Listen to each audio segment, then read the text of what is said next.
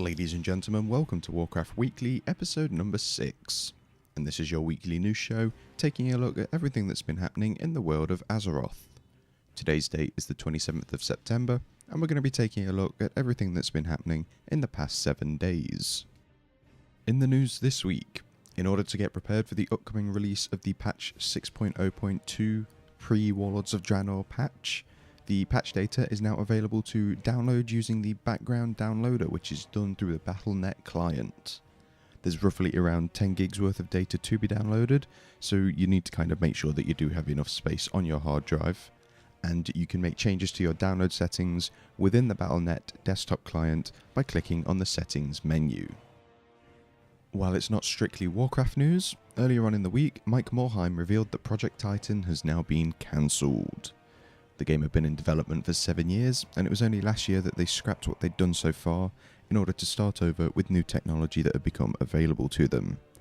During the interview with Polygon, Mike Morhaime stated that they wouldn't say no to ever working on another MMO, but for now, it's not where they want to be spending their time.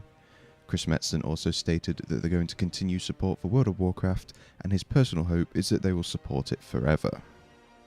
Patch 6.0.2 is just around the corner, and while we don't have an official date for the release of the patch, we are coming to the end of several seasons within the game. To start off, Brawlers Guild Season 1 will be coming to an end, meaning that what is currently available in the game will be ending soon. Once 6.0.2 goes live, all of your progress will be reset, and any achievements that you have earned will be moved into a new legacy category within your feats of strength. Challenge modes will also be coming to an end with 6.0.2, and based on your progress, there will be some changes made to your rewards.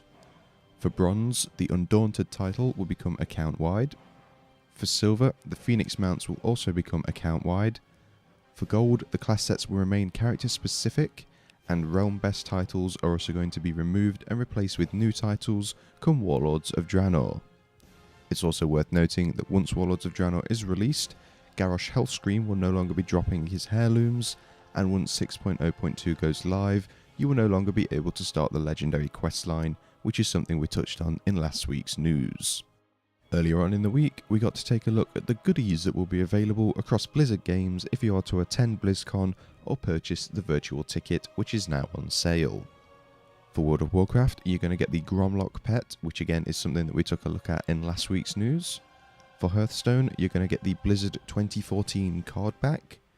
For StarCraft 2, you're going to get a pair of portraits. For Diablo 3, you will get a Warlords of Draenor weapon transmogrifications for each of the different classes.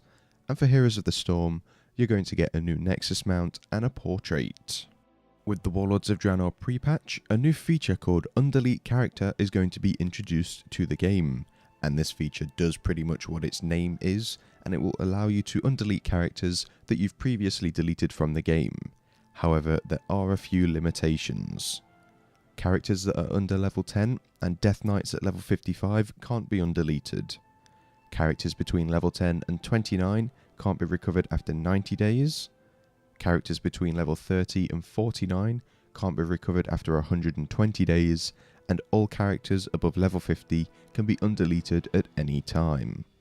It's worth noting that you can only use the undelete option once every 30 days, and deleted character names will also be held for a limited time, and the original creator can reclaim it for use on a new character during that time.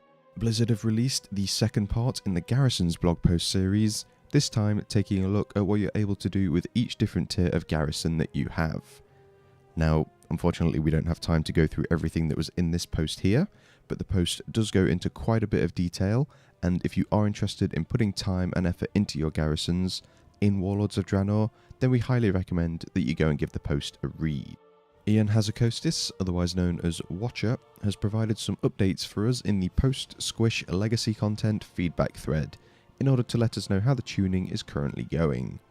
He does, however, want us to note that the changes are only intended to offset the direct effects of the squish, and the goal has been to make sure that linearizing the item curve between item levels 60 and 463 does impact the ability to solo legacy content. At the same time, there is no specific intent or plan for whether something does become soloable, as that is kind of up to us to go ahead and try and do it. And to finish us off this week, on Friday, the 5th episode of Lords of War was released, this time taking a look at Vindicator Murad. Murad battled the demonic orcs of the First Horde and also witnessed the slaughter of his people in Shattrath. As with every Lords of War, there is a new character page available which contains a lot of information on this character and his backstory. Unfortunately, this does mean that there is only one episode of Lords of War left to be released, and we can probably expect it to be released next Friday. That's going to do it for this week's news. Thank you for listening, and we'll see you next week.